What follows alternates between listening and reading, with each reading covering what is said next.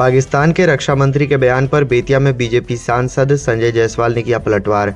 बेतिया में बीजेपी सांसद संजय जायसवाल ने आज 2 मई शुक्रवार दोपहर 1 बजे पाकिस्तान के रक्षा मंत्री के जंग को टालने वाले बयान पर बीजेपी सांसद संजय जायसवाल ने अपने बयान में कहा कि पाकिस्तान एक ऐसा देश है जो सारा कांड पहले खुद करता है, फिर उसके बाद ऐसी एक्टिंग करता है कि उसके ऊपर कोई बड़ी आपदा आने वाली है। आप कोई भी गलत काम करते हैं तो उसका अंजाम आपको समझ जाना चाहिए। जंग का क्या होगा यह मैं नहीं कह सकता हूं, लेकिन इतना मैं निश्चित कह सकता हूं कि अगले 5 वर्षों में पाकिस्तान एक एक बूंद पानी के लिए तरस जाएगा।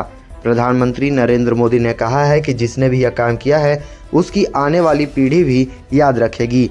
मैं पाकिस्तान की जनता को पूरा विश्वास दिलाता हूं कि अगले 5 वर्षों में आपके जो हुक्मरान हैं उनकी बेवकूफ़ी के कारण आप एक एक बूंद पानी के लिए तरस जाएंगे।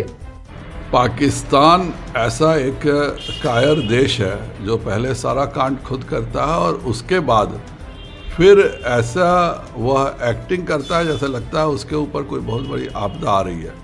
आप कोई भी गलत कार्य करते हैं तो उसका अंजाम आपको समझ लेना चाहिए। जंग का क्या होगा ये तो मैं नहीं कह सकता हूँ, लेकिन इतना मैं निश्चित कह सकता हूँ कि अगले 5 वर्षों में पाकिस्तान एक एक बूंद पानी के लिए तरसेगा।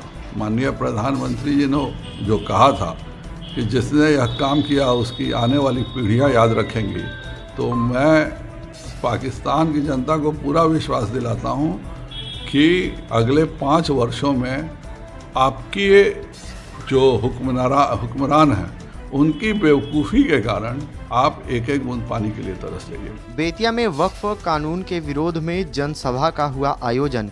बेतिया के बड़ा रमना मैदान में आज 2 मई शुक्रवार दोपहर करीब 2 बजे विशाल जनसभा का आयोजन किया गया। All India Muslim personal law board और इमारत शरिया के बैनर तले इसका आयोजन किया गया।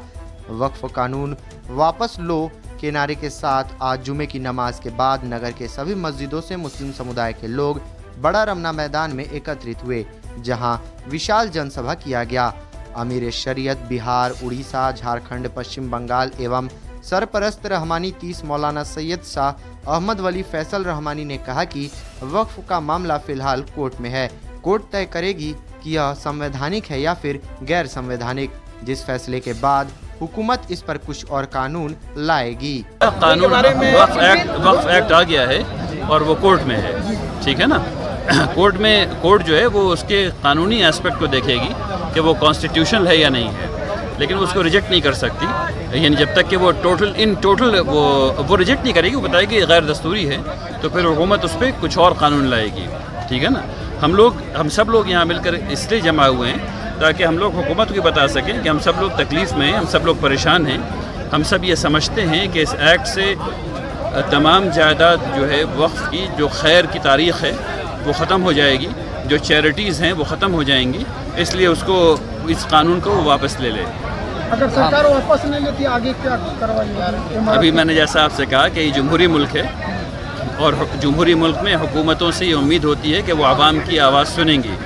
जितने ज़्यादा लोग अभी इस जलसे में आए थे उनकी आवाज़ हुकूमत को सुनना चाहिए और उनको जानना चाहिए कितने लोग नाराज़ हैं इस एक्ट से, परेशान हैं, दुखी हैं, इसलिए उनको एक्ट वापस लेना चाहिए। अगर वो नहीं लेंगी तो हम लोग ऐसे ही एहतजाज करते रहेंगे।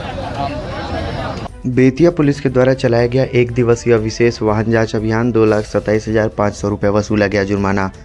बेतिया में आज 2 मई शुक्रवार करीब 11 बजे बेतिया पुलिस के द्वारा जारी प्रेस विज्ञप्ति में बताया गया कि विगत 24 घंटों में एसपी शौर्य सुमन के निर्देश पर विशेष वाहन जांच अभियान चलाया गया। नगर के विभिन्न जगहों पर वाहन जांच की गई। इस दौरान दर्जनों वाहनों से जुर्माना की राशि वसूल की गई है। अपराध नियंत्रण एवं विधि व्यवस्था संधारण के दृष्टिकोण से 1 दिवसीय विशेष वाहन जांच अभियान चलाए जा रहे हैं। वाहनों की तलाशी ली जा रही है, उनके कागजात, चालकों के ड्राइविंग लाइसेंस की जांच की जा रही है। इसके अलावा जिन वाहनों पर चालक काला फिल्टर लगाकर वाहन चला रहे हैं, जो ओवरलोड वाहन चला रहे हैं, उन पर भी कड़ी कार्रवाई की जा रही है। आज की इस कार्रवाई में यातायात नियमों के उल्लंघन पर वाहन जुर्माना राशि 2,27,500 रुपये वसूले गए।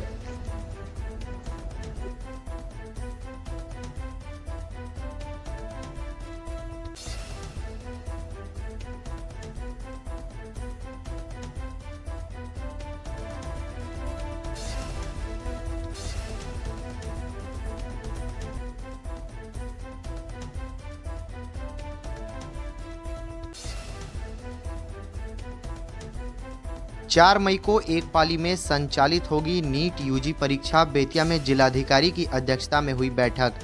बेतिया में राष्ट्रीय परीक्षा एजेंसी द्वारा 4 मई को आयोजित होने वाली नीट यूजी परीक्षा की तैयारी हेतु आज 2 मई शुक्रवार दोपहर 2 बजे समाहरणालय सभागार में जिलाधिकारी दिनेश कुमार राय की अध्यक्षता में बैठक संपन्न हुई। इस बैठक में केंद्राधीक्षक, दंडाधिकारी, पुलिस दंडाधिकारी सहित अन्य संबंधित प्रशासनिक एवं पुलिस पदाधिकारी सम्मिलित हुए। इस अवसर पर जिलाधिकारी दिनेश कुमार राय ने कहा कि पूर्व की परीक्षाओं को आप सभी के द्वारा शांतिपूर्ण एवं कदाचार मुक्त संपन्न कराया गया है। नीट यूजी परीक्षा को भी पूर्ण स्वच्छ, निष्पक्ष एवं कदाचार मुक्त संपन्न कराएं। राष्ट्रीय परीक्षा एजेंसी के द्वारा दिए गए दिशा निर्देशों का अक्षरशः अनुपालन करें। किसी भी स्तर पर कोई भी चूक नहीं होनी चाहिए, इसका विशेष ध्यान रखें। सभी केंद्राधीक्षक, दंडाधिकारी तनिक भी लापरवाही नहीं बरतेंगे।